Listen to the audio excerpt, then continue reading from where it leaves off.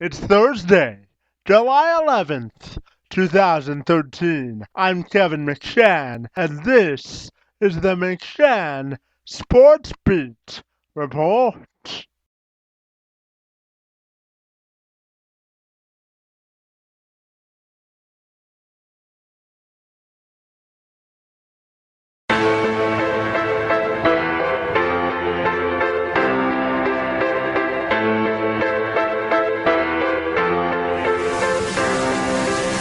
Drinking a German beer with a Cuban cigar in the middle of Paris with a Dominican bar. Great head on her shoulder, she probably studied abroad. She transferred to Harvard from King's College in March. She says that I'm her favorite cause she admires the art. Michelangelo with the flow, Picasso with the bars. She's well put together like a piece by Gershwin, Renaissance style. Tonight is picture perfect, so smile and pack your bags real good, baby, cause you'll be gone for a while.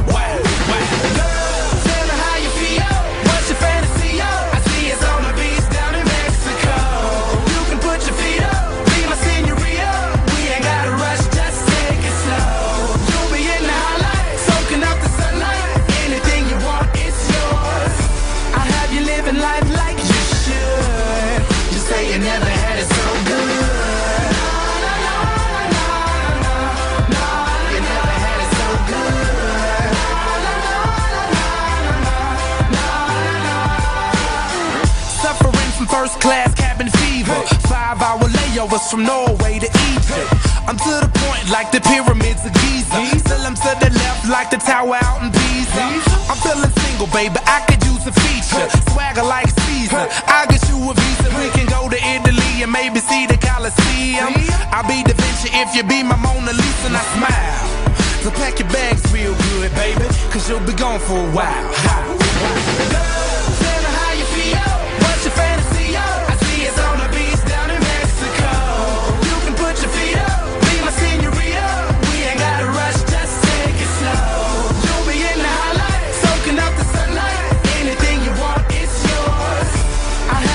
Life like you should.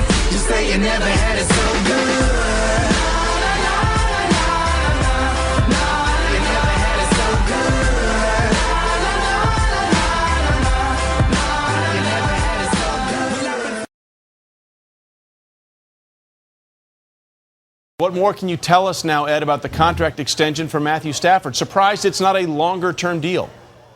Well, you know, he's secured to the Lions for the next 5 seasons, so it is a multi-year deal. As you said before, it's, 3 new seasons, $53 million new dollars, and $43 million of that is guaranteed to the Lions quarterback. I think the Lions were sort of forced to make this move for a lot of reasons, primarily because he was counting over $20 million against their salary cap. They'll get about $7 million in relief to sign other players, including Ndamukong Suh, who's going into the final year of his contract and also has a $20 million cap charge for 2014. And I think to spin it forward, the interesting thing here within the division is Stafford is now the second starting quarterback in the NFC North to sign a new deal with 2 years remaining. This is somewhat unusual. Usually quarterbacks get a new deal with a 1 year remaining, but Aaron Rodgers and Stafford have gotten new deals with 2 years left. Meanwhile, Bears quarterback Jay Cutler, entering the final year of his deal, may have to play it out. One of the Lions' top priorities this offseason was getting a deal done with Matthew Stafford. Now, just over 2 weeks away from the start of training camp, it's official and it's done. Stafford agreeing to a 3-year extension, meaning he's now locked up here in Detroit through 2017. I'm just happy that I'm going to be here for another 5. Getting this team going in the right direction, I promise you. Nobody's going to work harder than me to get this team going in the right direction, winning games, and going to playoffs multiple years in a row. That's the plan. That's the whole reason I signed this deal is to be here and turn this thing in the right direction and make sure it stays that way for a long time. This was much more about Matthew Stafford being here for a long period of time and everybody in our locker room, around our fan base, knowing that he's our quarterback for the foreseeable future. And as Matthew said, it's for the next 5 years and hopefully longer than that. This deal would seem to be a win for both sides. With Stafford now averaging about $15 million a season, he's free to just concentrate on football. The Lions are secure in the knowledge that their quarterback is signed for the next 5 years, and it gives them some cap space to move on to their next project, perhaps an extension for Ndamukong Suh. In Allen Park, I'm Dan Miller.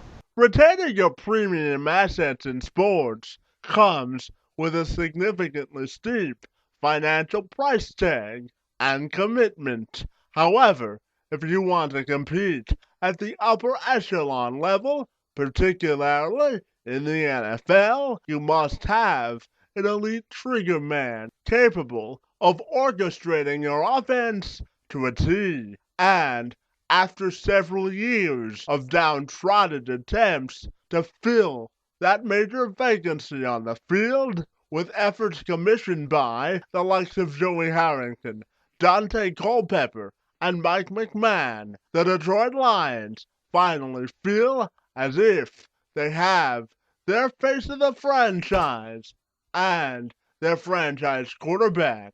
And on Wednesday, the team demonstrated their faith and blind loyalty to their current signal caller in Matthew Stafford by rewarding him for his efforts and his contributions in turning around the Lions with a 3-year contract extension worth approximately $76 million, giving the Lions stability and confidence at the most important position in all of sports. Stafford, 25, signed a 6-year deal worth $78 million as a rookie with $41.7 million in guaranteed money after the Lions drafted the former Georgia Bulldog with the number 1 overall pick in 2009,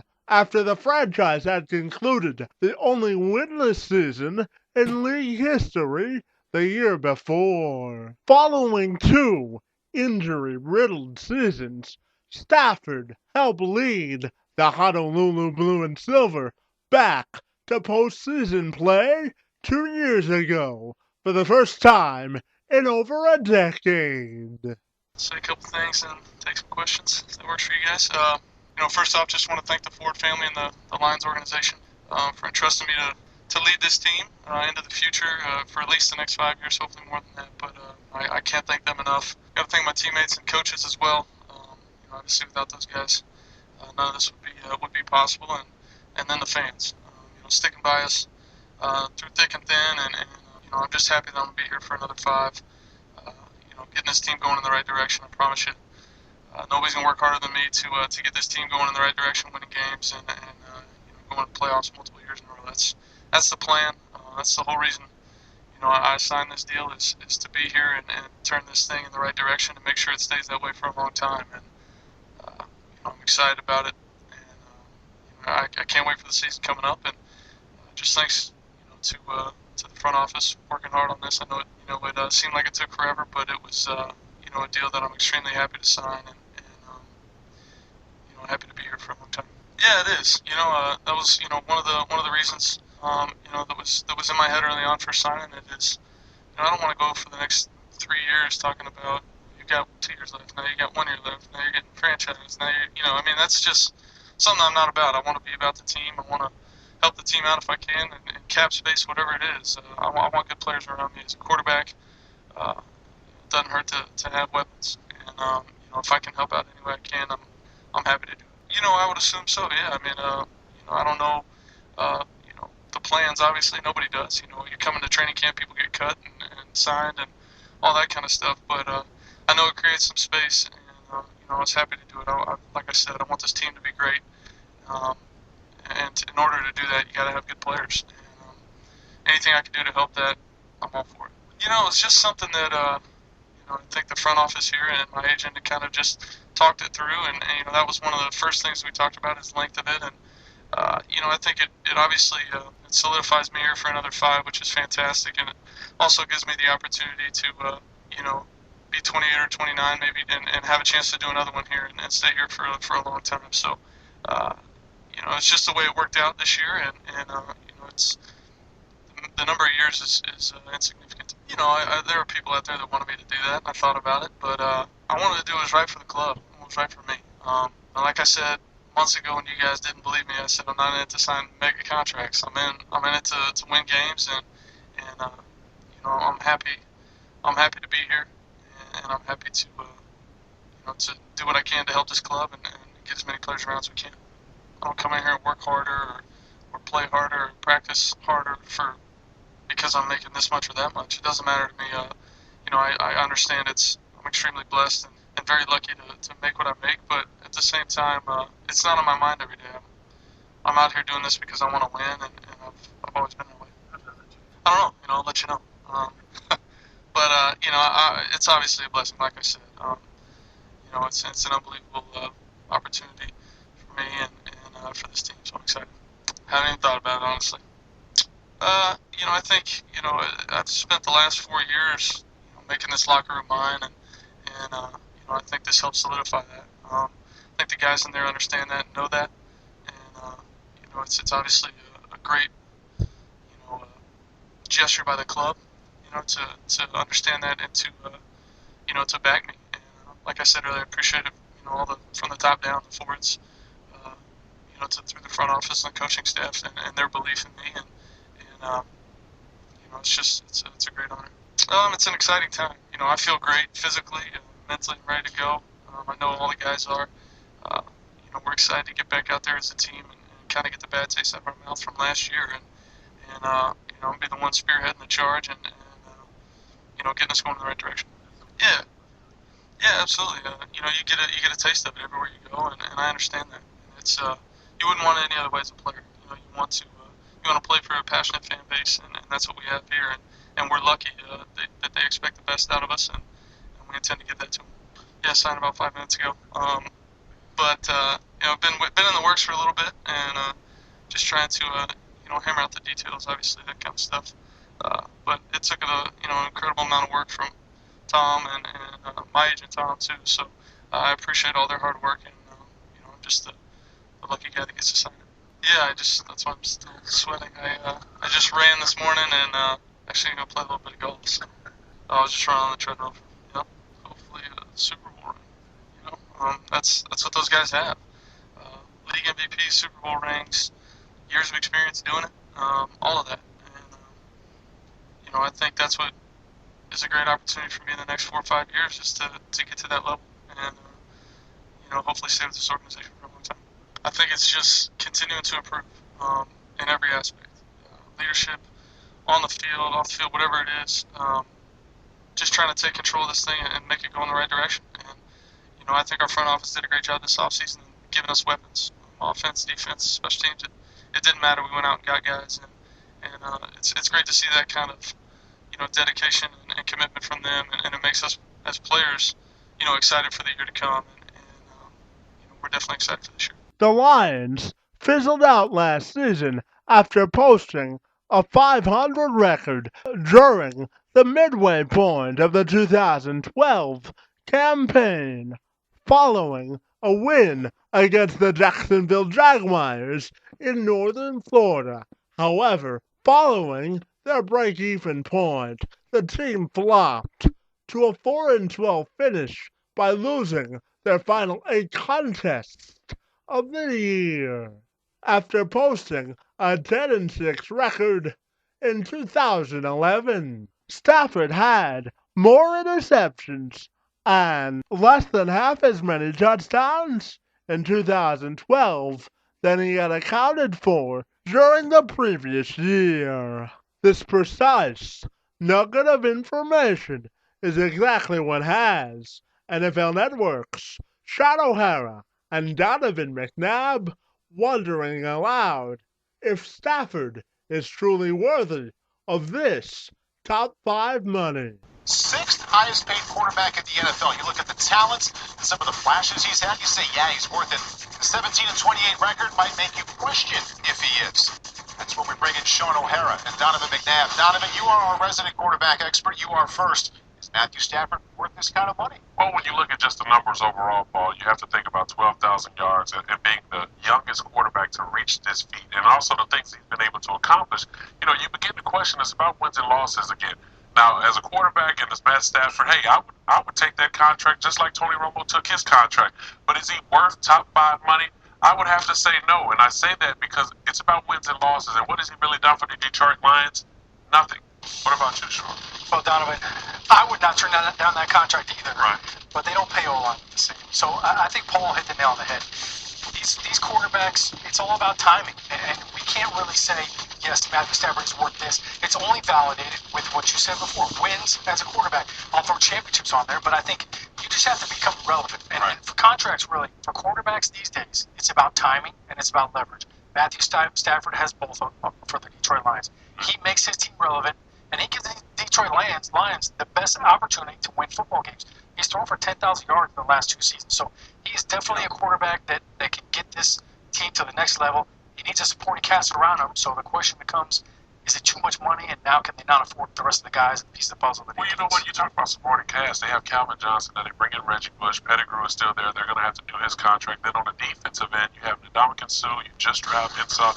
And the one question that I always have about Matthew Stafford is about his footwork. His footwork late in the games begins to drift a little bit, try to throw the sidearm, be a gunslinger, and that gets him into trouble. When you find out turnovers being the critical part of the game, and that's what affects the Detroit Lions from being one of the up echelon in the offensive end, is because of the turnovers and the lack of discipline when it comes to the drop back game. And I think when you look at just the overall Detroit Lions, we're going to find out who's next later. After being bitten by the injury bug during the first 2 seasons of his career, Stafford flourished in his first full season as the starter for the Lions, throwing 41 touchdown passes and completing 64% of his attempts and throwing 16 touchdowns to the best receiver in football in Calvin Johnson. He stayed on the field for the entire season last year. However, both his touchdown percentage and touchdown passes both took a nosedive. He threw 20 touchdowns. However, his scoring acumen was outweighed by his mistakes. Stafford tossed a total of 21 interceptions. Matt's not happy with last year. Lions head coach Jim Schwartz proclaimed during the team's final minicamp of the offseason, "None of us are happy with last year, but you also can't overreact," Schwartz said. Detroit Free Press, Detroit Lions beat writer Dave Burkett checks in to tell us that in addition to the cap flexibility the Lions are now afforded by signing Stafford to this deal, which will allow them to execute other moves such as re-signing Ndamukong Suh, it also provides the Lions with a chance to protect themselves in case Stafford succumbs to the trading table yet again. Matthew Stafford and the Lions agreed to a new contract today, a 3-year extension that'll keep him in Detroit through 2017. It's for a little bit less money than I think a lot of people expected, about $15 million a year, just over $75 million total. But the deal's really a win-win for both sides. You know, if you're the Lions, you get a little bit of downside protection in case Stafford gets injured again, like he was the first 2 years of his career, or if he really tails off like we've seen some other quarterbacks do. And for Stafford, he's going to get a crack at a third big contract while he's still in the prime of his career. This deal is set to expire when he's 29, and if he plays the way the Lions expect, they're going to reward him handsomely at the end of this with another big contract. He's already made $50 million from his rookie deal. This one's worth more than $40 million guaranteed, so he can put $90 million in his pocket and still has a chance at a huge payday down the road. I think most importantly for the Lions, what they get from this, besides knowing that Stafford's going to be around long term, is they get a little bit of cap room the next 2 years so they can try and get a long-term deal done with Ndamukong Suh. He's going to count more than $20 million against the salary cap next year. He's at a point where the Lions they're not going to be able to franchise him when his contract's up after the 2014 Super Bowl or when it voids then. So it's really important that they try to get him, the cornerstone of their defense, locked up long-term next fall before he's eligible for free agency. DetroitLions.com's lead writer Tim Twentyman and senior columnist Mike O'Hara both believe now that Stafford's deal is done, it's time for the Lions' trigger man to exert his leadership capabilities and lead Detroit to greater heights. But we are here in the quarterback room. We thought it fitting with today's news that Matthew Stafford had put ink to paper on a new 3-year extension worth $53 million. It's going to keep Matthew Stafford in Detroit through 2017. Just your initial impressions of the deal, the extension. Is it too much? Is it good deal for the Lions? Well, it's a market deal, but it's not a market-making deal. It's not anywhere near the $18 million average that Aaron Rodgers got, or the $20 million average that Joe Flacco got, or the $130 million that Rodgers got. So no, it's a market deal, but it doesn't make the market, and it sort of backs up what Stafford has said since the end of last season, that he wasn't in it, to set the record for quarterback pay. He's here to play quarterback. I thought it interesting, too, when he said, that point was brought up to him about, Rodgers' deal and Breeze and some of the guys that make $20 million. And he was very honest, and he said, look, those guys have Super Bowl rings, and those guys have MVPs, and I don't. And I think there's a realistic view to that, and I think he gets it. He knows that it's not so much about the money now, it's about performance, it's about wins, and that's ultimately what he's going to be tested on. Well, from now on, any of those ratings, top 100 and all that, it's all about winning games, winning division titles, winning playoff games, and then winning championships. That's what does it. I think a couple of things here, though. Number one, or in any order, but number one to me is it solidifies his role on this team. All eyes are now on him in that locker room. Look, I've covered these quarterbacks a long time, and like Scott Mitchell, when he got his extension 15 or 18 years ago, the one question was, how will the guys in the locker room react to him getting all that money? Well, I don't think these guys here care. They want Stafford to be the quarterback, whatever the price is. I mean, within reason. So I don't think any of the teammates begrudge what Stafford's going to make here. He is, like he said, he's worked for 4 years to make this locker room his, and I think he has. It's his franchise, and like I said, now the next step for him and this team is just to go win. And he does it naturally. It's not overbearing. He's not beating his chest or anything like that. I think it's a good deal for him. I think it's a good deal for the Lions. And I think it's one that it was going to happen. The only question was, what would the money be? Why would the Lions want to start over a quarterback again right now? They've got their guy. It was never if. It was never if, but it was when, and it was how painless or how painful was it going to be. And I think Matthew made this process pretty painless, according to Lions president Tom DeWine. He was involved the whole time. They kind of had a similar views when they sat down at the table the first time, and that made this negotiation pretty easy. And it ended up being easy. And even the whole tone of it, the way like he talked about his data, I mean, the whole thing was done. He was gone by 10 o'clock. How he talked about, well, he came in, he had his workout, I'm still sweating and all that, and he had a golf outing after he got done with us.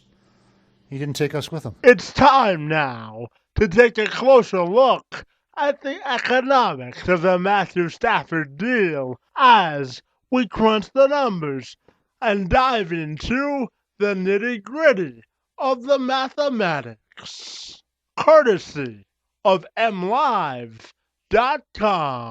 $43 million signifies the amount of guaranteed money sequestered in this deal. It also signals the 8th highest amount among current and active NFL quarterbacks. The next number we have on tap is $62.5 million, which represents the amount of guaranteed money that Green Bay's Aaron Rodgers received in his latest contract, which is the highest in the league. We continue now with $27.5 million, which signals the amount of Stafford's total signing bonus as reported by Pro Football Talk.com. $84.7 million is the next number that we have for your mathematical appetite, which jives with the total amount of guaranteed money that Stafford has received from Detroit throughout the duration of his first 2 contracts. 2019 is a presentation of the year that Calvin Johnson, the best receiver in football, is signed through with the Lions and committed to the Motor City. $127 million if Stafford had played out his current contract. It's the amount of money he would have received from the Lions a possibility of a $200 million exit.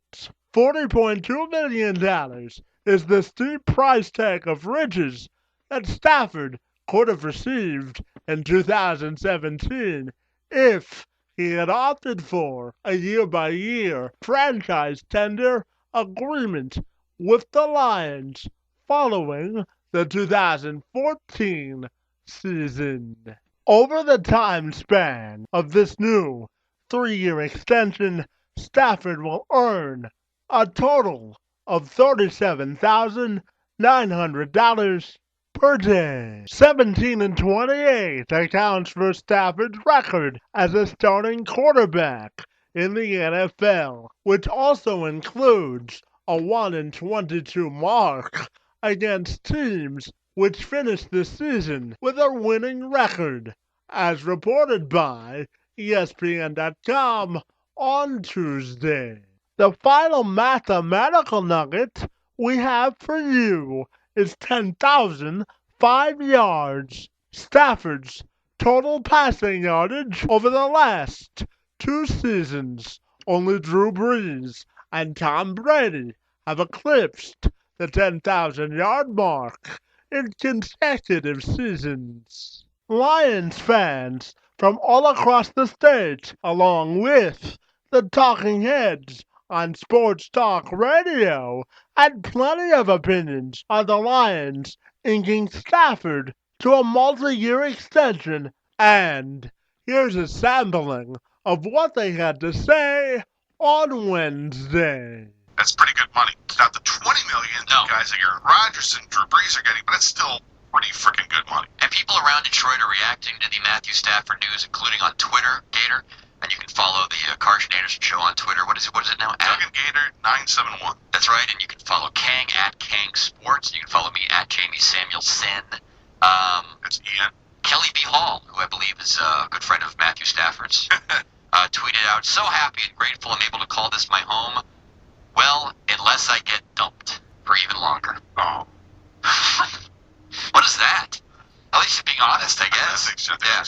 Okay. She's gonna be a nice girl. Then she tweeted this morning, rough getting up this morning, onto the hospital. Hope everything's okay. She's a nurse. I think she's in the medical field. Oh, she is, okay. 248-539-9797 is the telephone number, and the Stafford extension that's some kind of money. But it actually frees up some money. I think about $7 million for the next couple of years against the cap. It's a much more cap-friendly number. Perhaps that money will be used to re-sign Ndamukong Suh when the time comes. At least I think we would hope that that's what it's used for. That Ndamukong would not test free agent waters, but stay here with the Lions. If the Lions have something worth building around, and is Stafford a franchise quarterback? I guess is something we can get into as well. Well, we can get into that. I'm curious what people think about the extension, only because Ron Jaworski's doing his rankings on ESPN of the quarterbacks. He ranked Stafford 16th, which is technically right in the middle of the road. As we all know, there's 32 starting quarterbacks in the National Football League. And for every Stafford fan in Detroit, I do feel like there's equal parts of fans who are like, I don't know. I don't know. No one's like saying he's terrible. No one's throwing him under the Joey Harrington heading or anything like that. But at the same time, is he a guy you want to base your entire future around? Is he worth this kind of money? I think he is. I like the extension. I think the Lions did the right thing here. And I think my other question is, if not Stafford, then what? If you don't want to give him this money, if you don't want to extend him, then what's plan B? And I know some people are going to say, well, just wait, let the contract play. Well, then what? Then I guess you're giving yourself the out if he completely is terrible for the next couple of years. But I think the Lions believe in him. They're betting on him. And I think it's a good bet. Well, you guys, the other side is you got a lot of Sean Hill fans that think that he can get the job. You're doing for a hell of a lot less money, and you can use that money elsewhere and bring in some more help on the defense and make it a more well-rounded team. That's not what I feel. I think it's great that they give him the extension because I think Matthew Stafford's one of those rare talents that is a guy who, yes, I would consider to be a franchise quarterback. I don't think he's that guy now because he hasn't had the track record of winning enough games through there. But I feel confident this is a guy that you're going to build with and that you don't have to start over. But that's the way I feel about it. 248-539-9797. Byron's in Sterling Heights. Byron, welcome to 97 on the ticket. his ability to create throws and change his angles on his arm. You see him throw a lot of sidearm throws and flicks his wrist, and it looks like it's effortless. Because you have, I see him with a player, with Sean Hill, and you gotta wait. But he put it in a perfect spot. Reggie Bush. He has a high level of confidence, and knowing that he can get that ball in them tight spots or go deep. Well, there is a reason they did it, Byron, and thanks for calling. The reason they do it is for cap space. They extend it, they get the contract, the guaranteed money spread out, and it ends up being a much more palatable contract now, I think, than if they had waited a couple years. And if they had waited a couple years and say that he gets the Lions back to the playoffs for 2 consecutive years, then you are talking about a number that's kind of pushed that $20 million mark with the rest of the franchise quarterbacks, the elite quarterbacks in the league. He would have gotten paid that if. But it's a big if he's able to take him to the next level. I think this boils down to one thing. I mean, yes, it helps and it creates cap space, and I'm sure that's a reason why the Lions did it. The Lions think he's the guy. They believe he's the guy. They believe in Stafford. Now, 100%, I have no idea. I'm sure in certain circles there's probably some doubt, but overall they believe in this guy. That's why they extended him. I mean, yes, the salary cap situation is part of it, but look, they went through free agency this year. They brought in Reggie Bush. They brought in Quinn Glover. They made some moves here. So it wasn't like this. What was it, Quinn Glover? Quinn. Yeah. They made the moves with that contract in place. So it's not like it hamstrung them this offseason. I mean, Tom Malone was very clear about that. There was this belief out there that they had to redo Stafford's contract to get him to basically open up free agency this year, and that was not the case. They were able to be very active in free agency, and I think address some serious needs of concern. This all boils down to whether or not you believe in Matthew Stafford. That's the bottom line, and I know a lot of fans don't. And what I'd like to know, and maybe we could define this together as a community, Gator. As a community, I like that. What do you define as a franchise quarterback? Because that's, there's been this debate over the years about elite. Oh, is he elite? Is Eli Manning elite? And everyone poo-poos that, and they're like, I'm done with it. Who cares about elite? Okay, franchise quarterback. That gets thrown around all the time. Yes, it does. What to you is a franchise quarterback? And is Matthew Stafford, does he fit your definition, whatever that definition is? Well, to me, a franchise quarterback is someone that you build a team around. It's somebody that you have at that position that you no longer are looking for his replacement.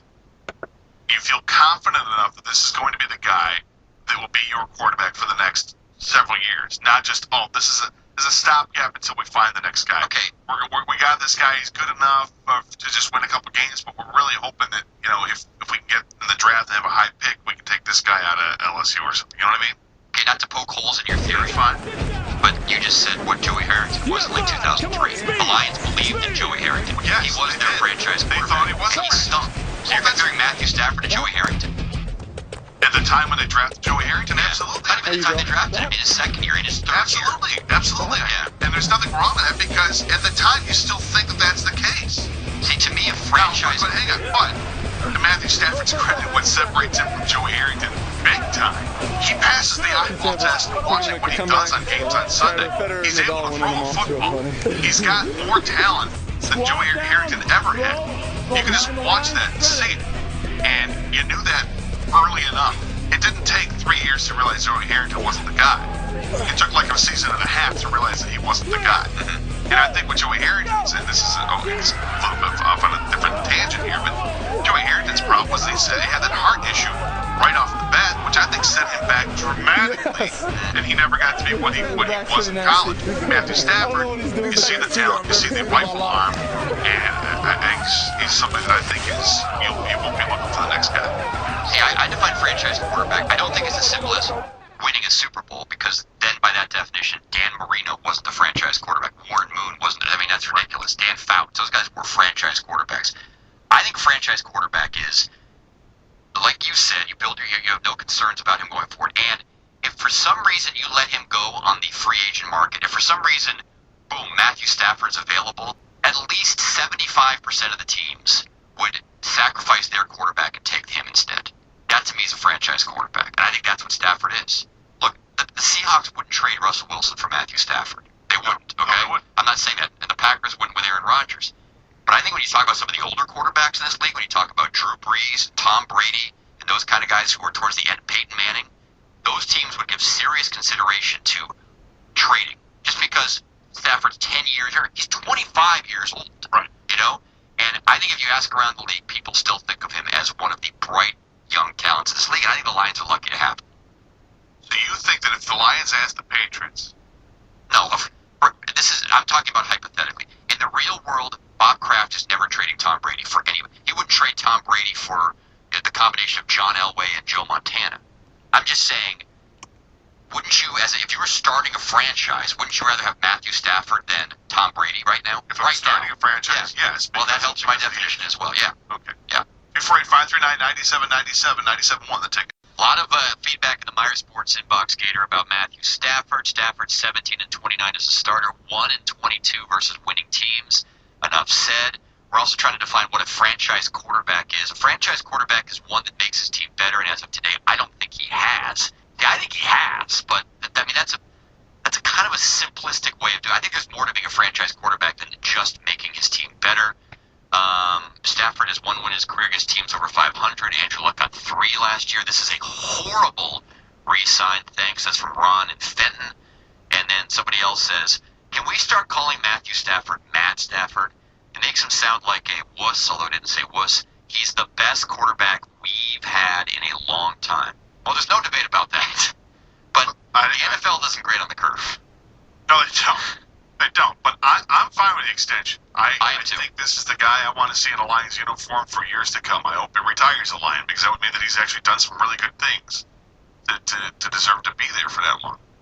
But we go to the people. What do the people think about this extension? It keeps him here through 2017. A lot of money. But it also frees up some money in cap space and perhaps saves some money in the long run. Steve's in Flint, and you're next up at 97 on the ticket. Hey, Steve. Hey, how's it going, guys? All right. Hey, Steve. Hey, love the Stafford signing. I'm all down for it. A lot of people look at the numbers and they try to put blame on this guy. This guy's rookie year, I mean, he was joining an 0-16 team. The record to me is superfluous. What gets me is these numbers. 2,900 yards this year, he becomes the Lions' all-time leading passer. He's going to be 25 years old. You got to be kidding me. You know what I mean? But Steve, I read that same thing as well. Do you think that's more of a praiseworthy of Stafford or an indictment of the Detroit Lions franchise as a whole? You know, well, the franchise. I mean, we've obviously been horrible at the quarterback position for years, like you guys said. But you also got with the money thing too. You got to look at what the curve is now. Tony Romo got $108 million from the Cowboys. 9 years in the league, 1 playoff win. He was ranked 15th on Jaworski's list, 1 ahead of Stafford. You know, it's just things like that. You know, it's a passer's league now. There's a higher premium on guys who can throw the ball. Stafford was going to get paid as soon as Romo did. That was a given. Hey, Steve, how do you define a franchise quarterback? A franchise quarterback to me is a guy who can go out there and he can win you games. You know, it's like you said, it's not so much winning the Super Bowl. If you actually look at the stat sheet, John Elway, his career quarterback rating in the regular season is actually right at about 80. You know, which on paper is really not that great. But how do we look at Elway as one of the greatest quarterbacks of all time? You know, because of his later down the road with his 2 Super Bowl wins. Yeah, you got different. It's a little tough because you got different eras of football. I mean, Terry Bradshaw wasn't exactly the highest-rated quarterback in the world, but Terry Bradshaw, one of the greatest franchise quarterbacks of all time. Mm-hmm. No, I mean different eras of football. What he said there was win games, and that kind of goes without saying. But I would take it one step further. A franchise quarterback wins games when he has glaring weaknesses on other parts of his team. He can overcome deficiencies. And that is something, even though I think Stafford is a franchise quarterback, that he hasn't done yet enough. You know, he just hasn't had a running game. Well, you know what? Other quarterbacks have had running games. They've overcome it.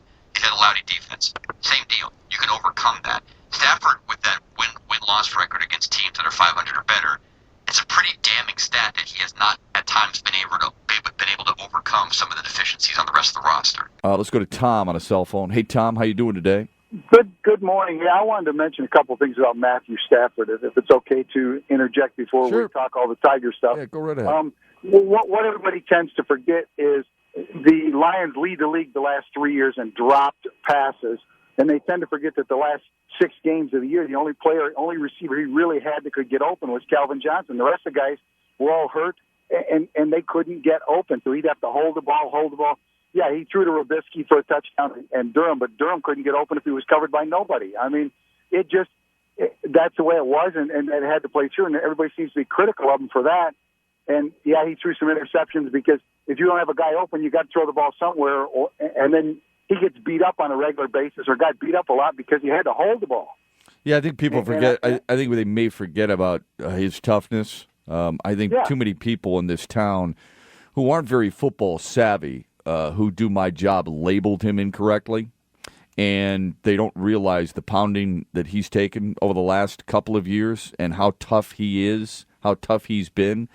That's not to excuse his interceptions. Some of his interceptions have been just flat out bad, but it doesn't help. It doesn't help when guys like Titus Young are coming back after running the wrong route, deciding what he wants to do, and screaming in the huddle, just throw me the effing ball.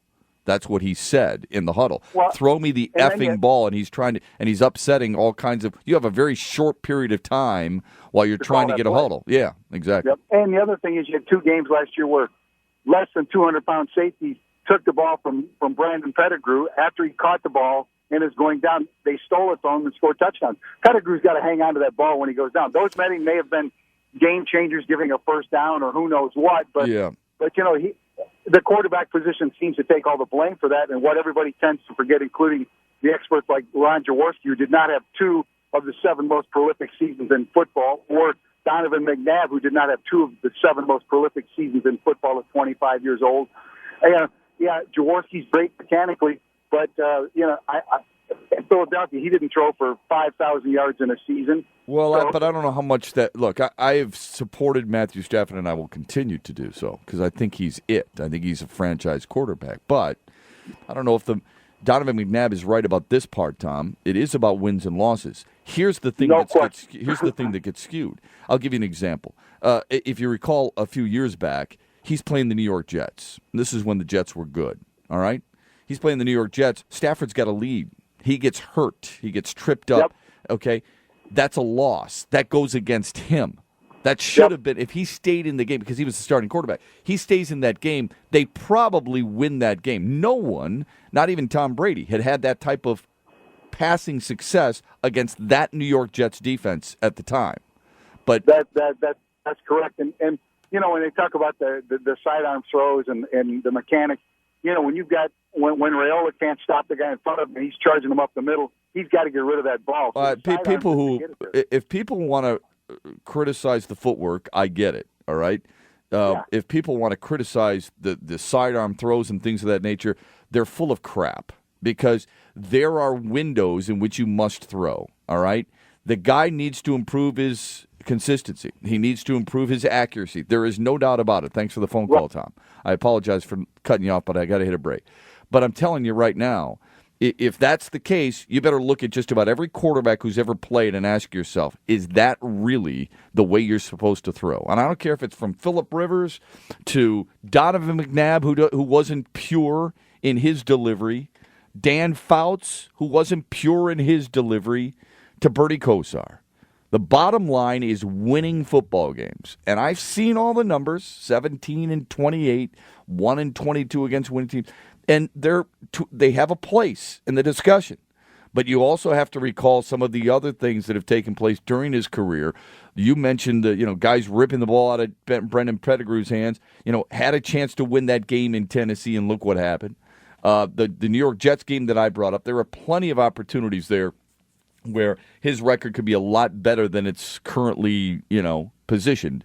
But because of circumstances, maybe sometimes beyond his control, it goes against him. By the time he's 28, Matthew Stafford, not that he's not a rich man already, will have earned almost $94 million. He's going to play out this contract.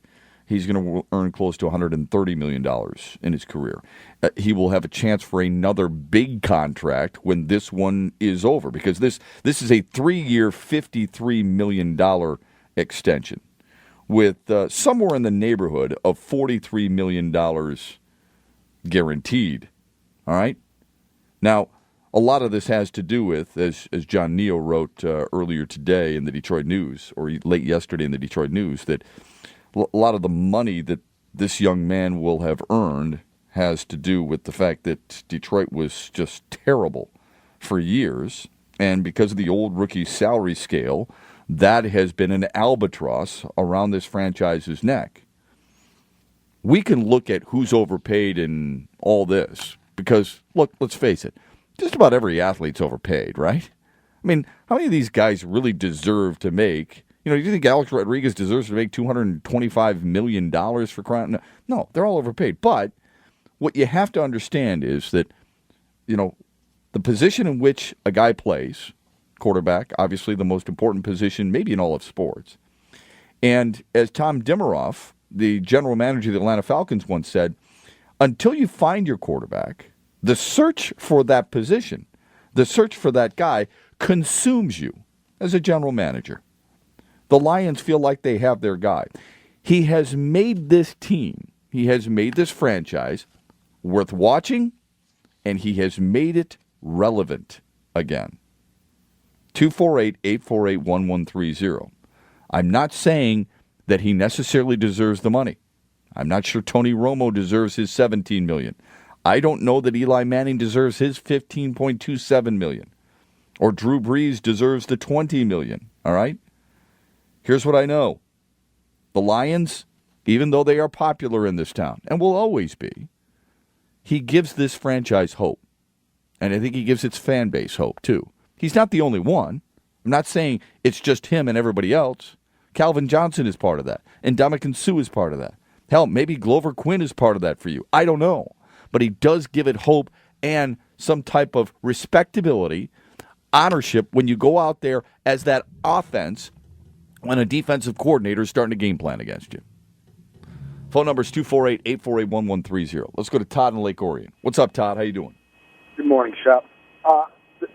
This last caller, and he seemed like a very nice gentleman, and I'm sure he knows a lot about sports, is exactly why the Lions as a team, and especially their fans, infuriate me. He had a prolific season.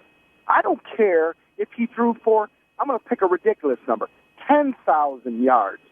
They were 4-12. Right, but it's not all on him, Todd. No, and I'm not saying that. But the bottom line is to every guy in that locker room, it means absolutely nothing.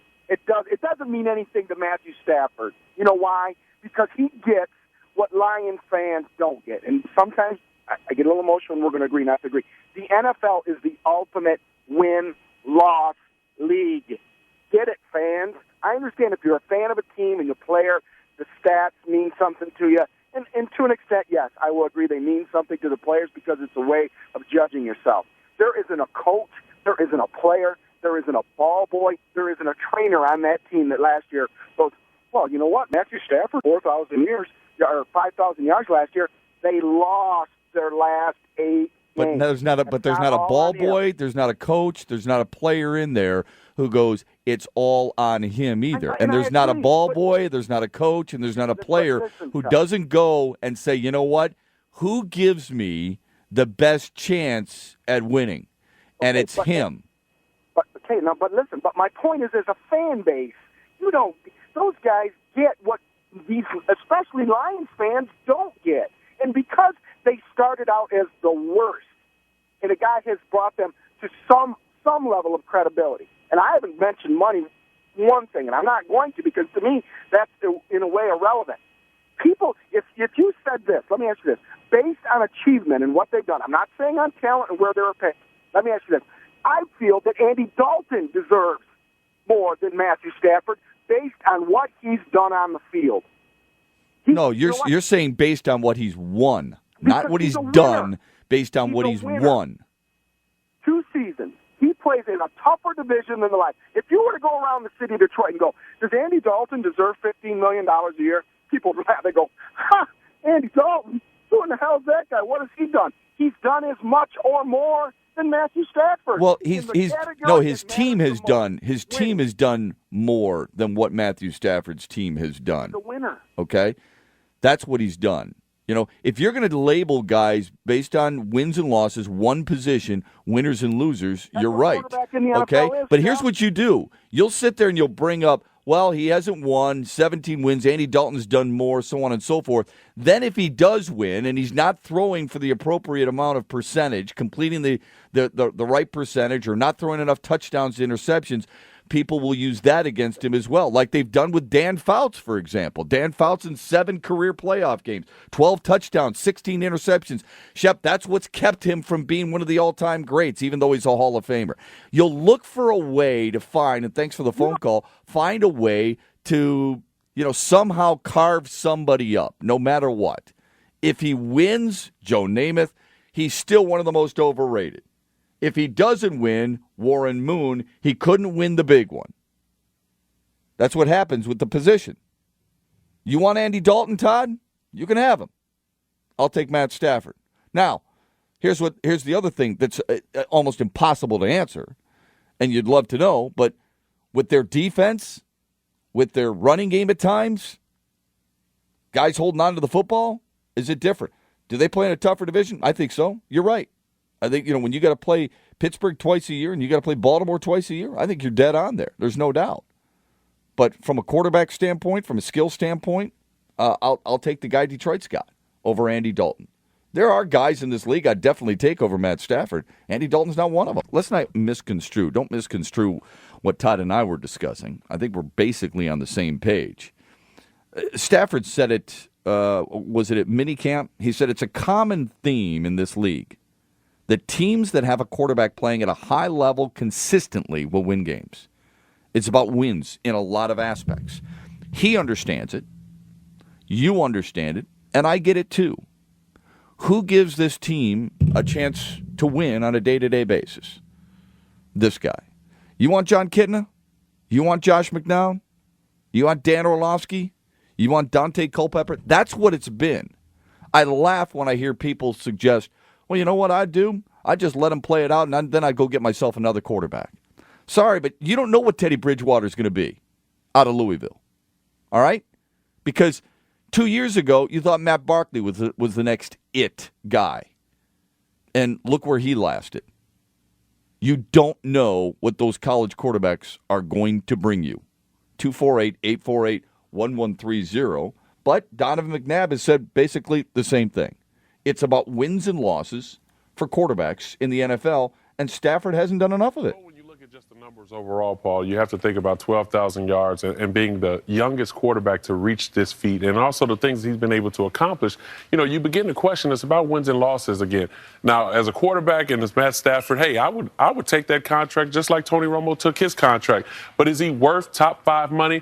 I would have to say no, and I say that because it's about wins and losses. And what has he really done for the Detroit Lions? Nothing. Which is completely untrue. Have they won? No. Did get them back to the playoffs. Okay. Did help them get back to the playoffs. If you look at what he's done, if you're just looking at an individual, all right, you're looking at what he's done for the franchise. Like I said, I think he's made them relevant. In 4 seasons, and really it's only 2 full seasons, he's rewritten their record books. Single season marks, completion, yards, touchdowns, completion percentage. This year he'll pass Bobby Lane for passing yards and for touchdowns.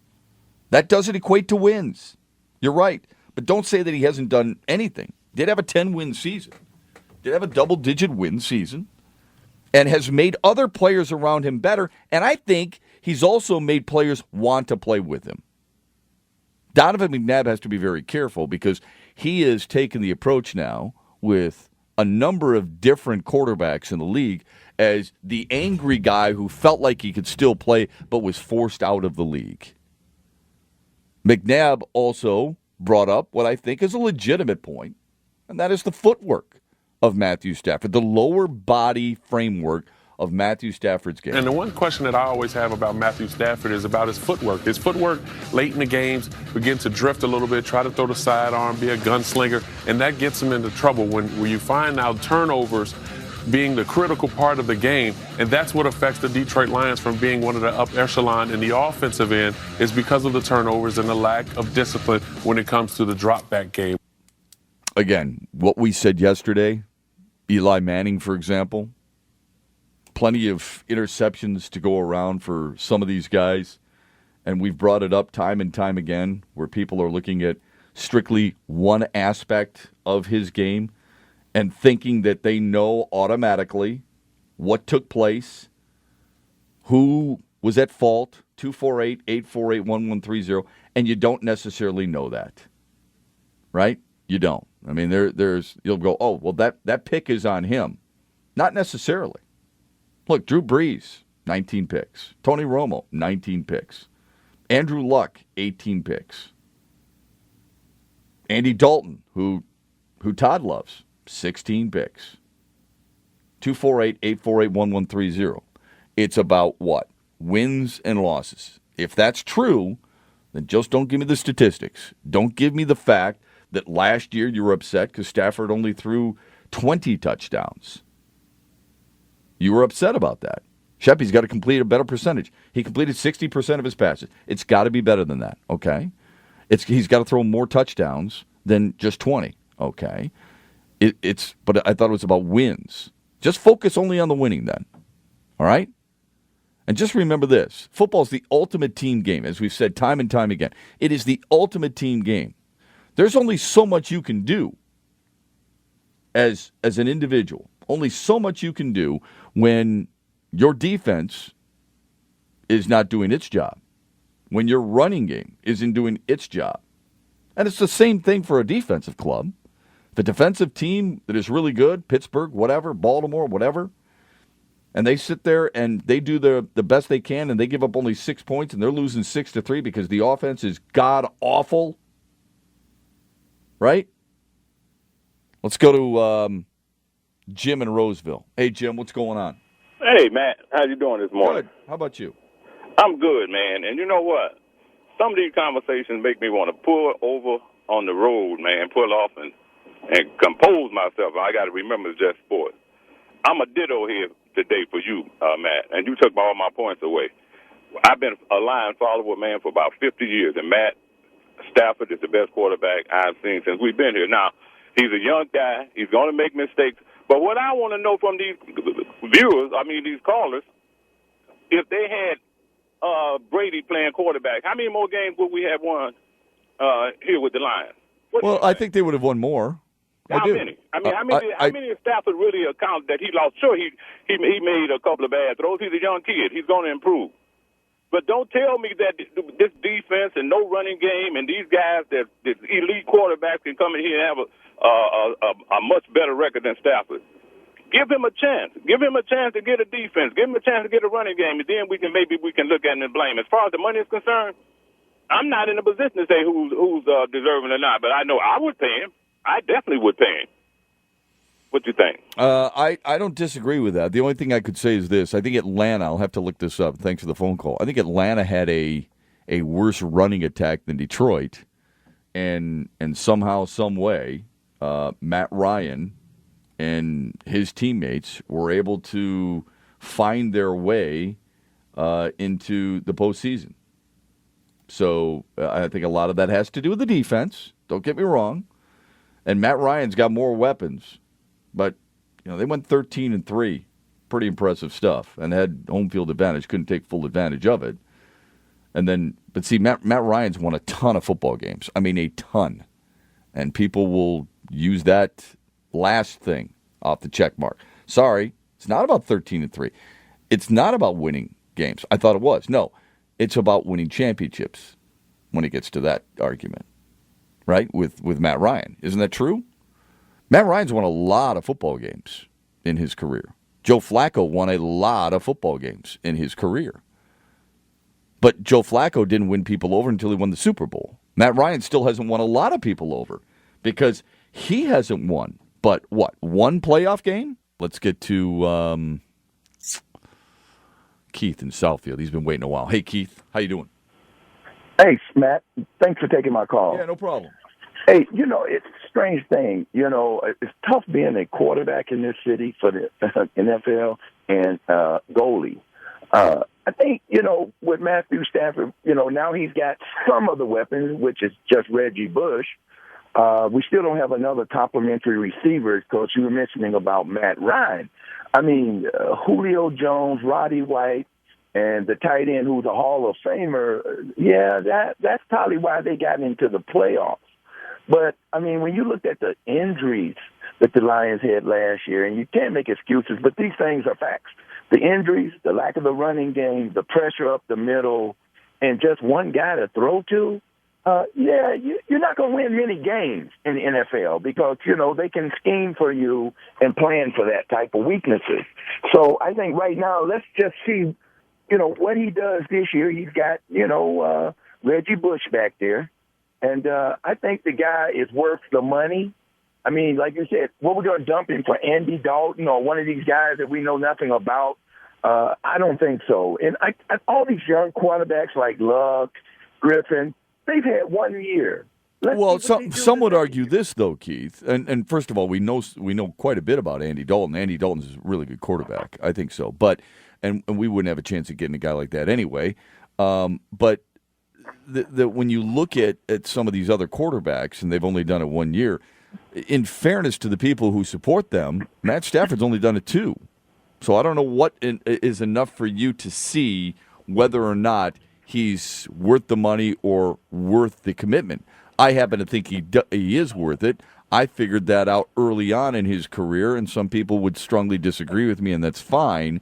But those other programs, Washington, Carolina with Cam Newton, Seattle with Russell Wilson, they haven't made this type of financial commitment yet to their quarterbacks. When you have a thoroughbred horse in your stable who is ready, willing, and eager to lead you to victory and to the promised land, you must do everything in your power that is humanly possible to jockey for the best competitive and tactical positioning in order to give you the best chance to win.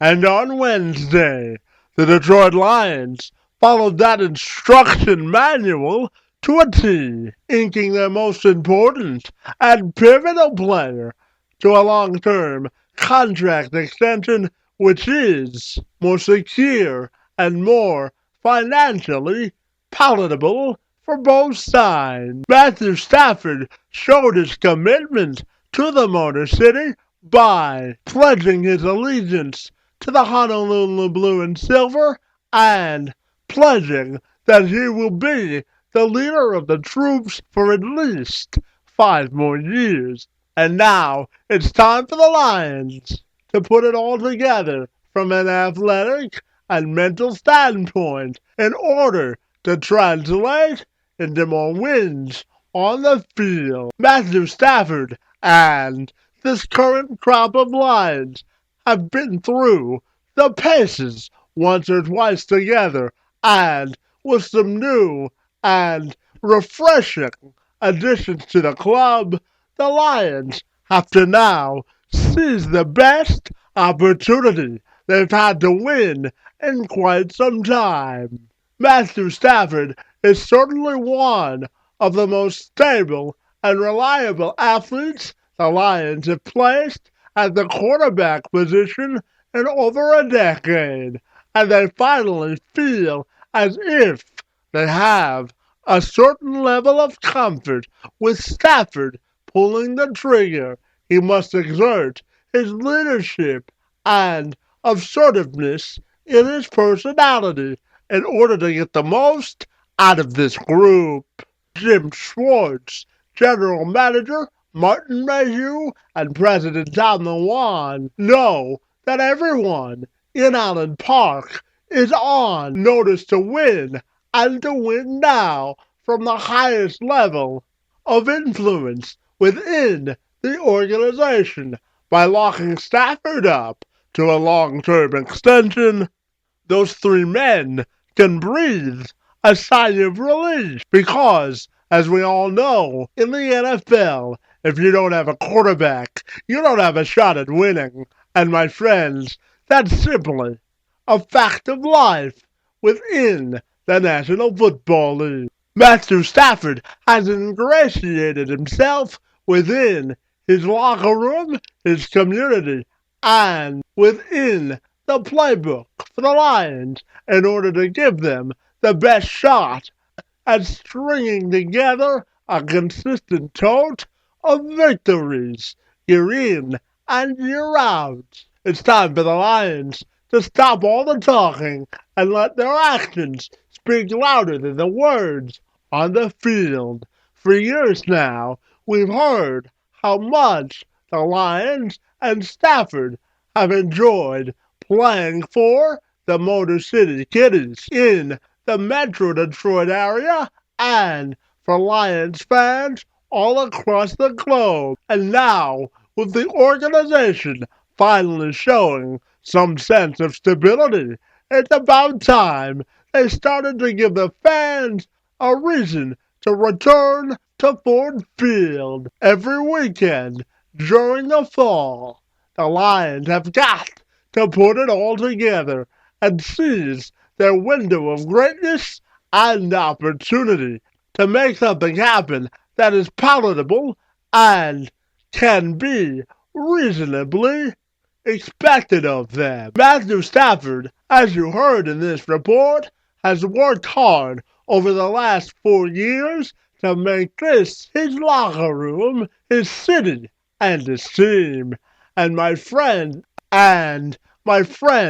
with the ink dry on this new deal, Matthew Stafford has a chance to cement his legacy both on and off the field and cement himself as the all-time leader of a once dormant franchise. There's no doubt if the Lions can find a consistent recipe for winning, they'll have the fan support.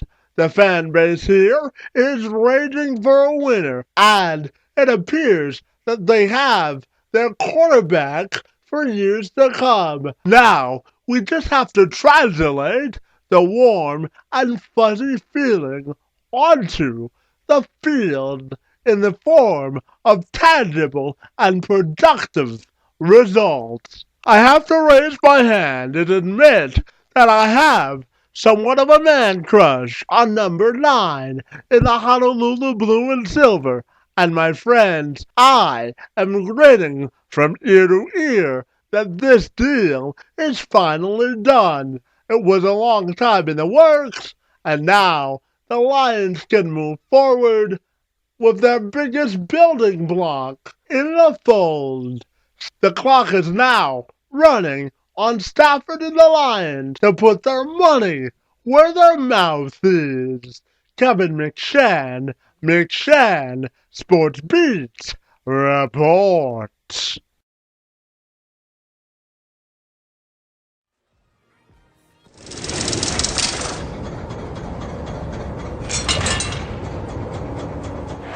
We're rolling! I seen him mature from when he got there. I always told people, man, watch out for Matt. They protect for him. He'll be able to eat him up. But, I mean, early on, they was getting after him, and he was getting hurt and things like that. And people kind of, swaying away from him. You remember me my rookie year? But I was like, watch, when you get a line to block for him, you're going to eat some people up. And, I told you. I told you so. In 2012, Stafford led the league in pass completions and was second in passing yards to just Drew Brees.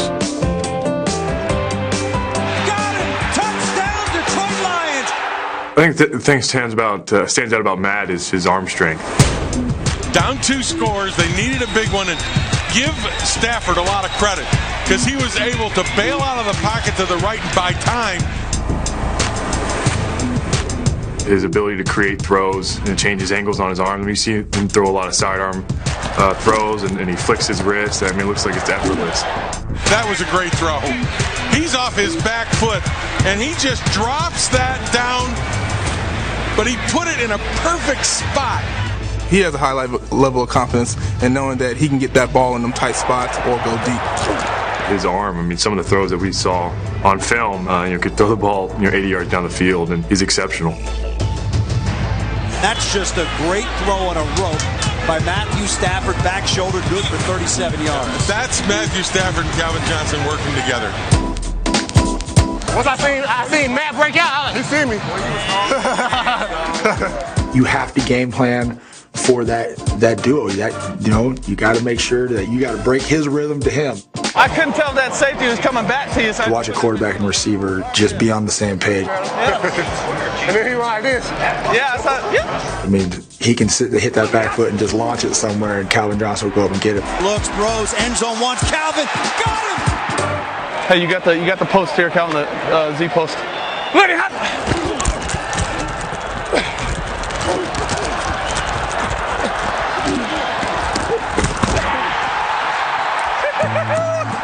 Matt he's a leader. Hey, big time drive on the ball. He'll get you fired up. Let's get north. Let's go. We got to get sevens. Let's go. But he's a cool, laid-back guy. Yeah, baby, it's all good. I mean, he has a strong arm. He's accurate. I haven't met anybody that didn't like him. Stafford rolls right. He's going to run for the end zone to the corner. He goes.